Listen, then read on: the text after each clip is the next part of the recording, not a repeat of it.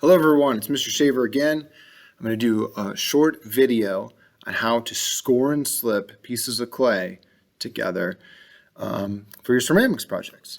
So this is a really important skill to have.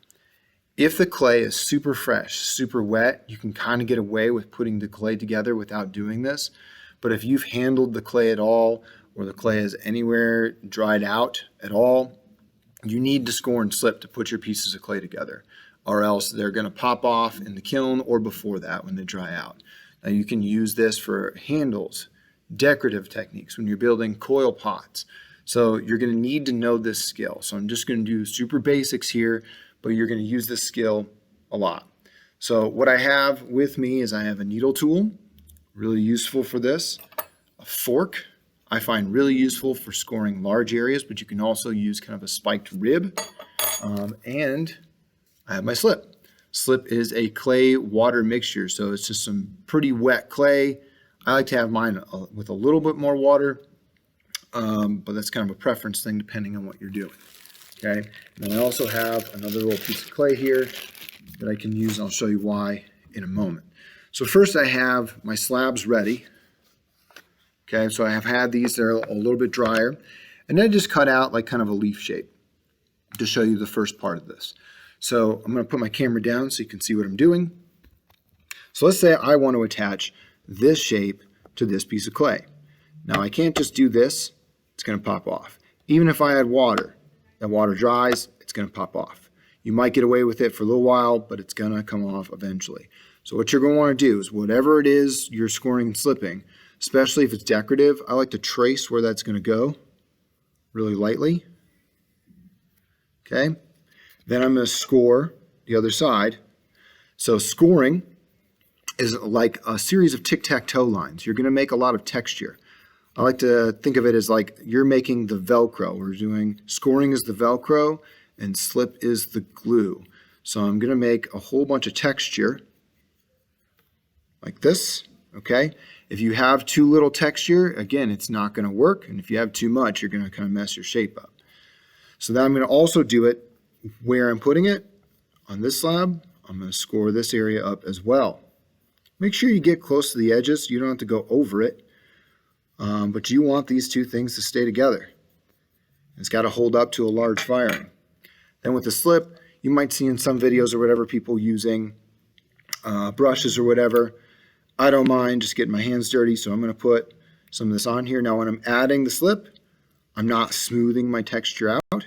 I'm just getting some of that glue in there, the water clay mixture glue, into my texture. Okay? Then, once I've had enough, I'll put them together, press down, and you should see, I think on your end, you can see the bubbles popping out along the edge. That means we've squeezed some of the air out. That's good. We don't have to press down super hard. Just kind of smooth it out a little bit so you're getting those bubbles. And then this should stay together. Okay. Now, after you add something, of course, you can go in and you could use your popsicle stick or other tools and you could smooth it out. So it's a smoother transition. If you don't want to be able to see the ridge of the shape that you added, you could smooth that out. Like if you were adding a handle to a mug or something, so that it's a nice smooth transition. But you got to get it on there first. That's step one. Now, slabs are also really good for building structures. You could build a box, vases, etc.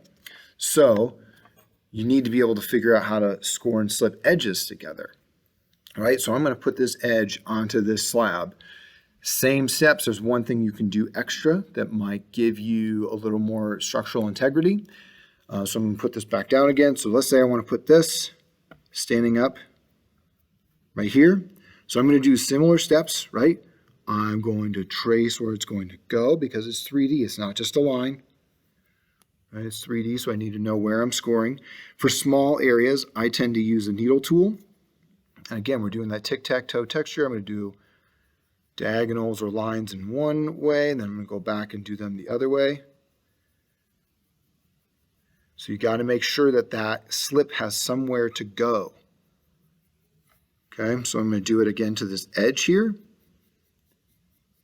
And then again, there's lots of other tools you can use for the scoring. I just happen to use the needle tool and the fork, but those spiked ribs are great. And then again, you're going to do some of the slip where it needs to go. Okay. Then I'm going to push it down. Now, this is great.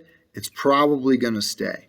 But especially if we are building something like a box or something larger where we're a little worried about these walls moving around at the joints, we can put a little baby coil in there and smooth it out so that it doesn't go anywhere. So I have this little piece of clay I have right here. I'm going to take a little piece of it, roll it in my hands, and I'm going to make a really small, thin coil. We don't need a ton of clay to do this, but a little bit's good. Just roll it out a little bit, and I'm going to put it right along here. Now, if this was a box, I would probably want to put these on the inside rather than the outside. But what you can do is I'll just go in with my needle tool and I'll make little, just score, just from the base to the wall, just make some lines. You can score the coil too, but I've found sometimes you don't have to, but it's not going to hurt to make a little bit of texture in your coil. And then what I'll do is I'll just dip the thing in the slip. I find that to be easiest. And then push it in. Now you'll notice I'm going to pull some of this coil back and I can cut off what I don't need. I'm just kind of flushing this out with my finger, smoothing it out.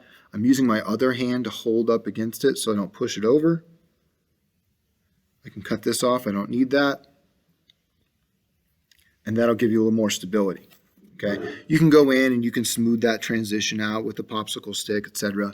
But now this is not going to fall off. It's going to stay. So like I said, the scoring and slipping is really useful for so many things you're going to do, and it's pivotal that you know how to do it correctly so you're not working really hard on your project and then it's just going to fall apart at the end. All right, so that's it for this video. Hopefully it was helpful, and I'll see you next time.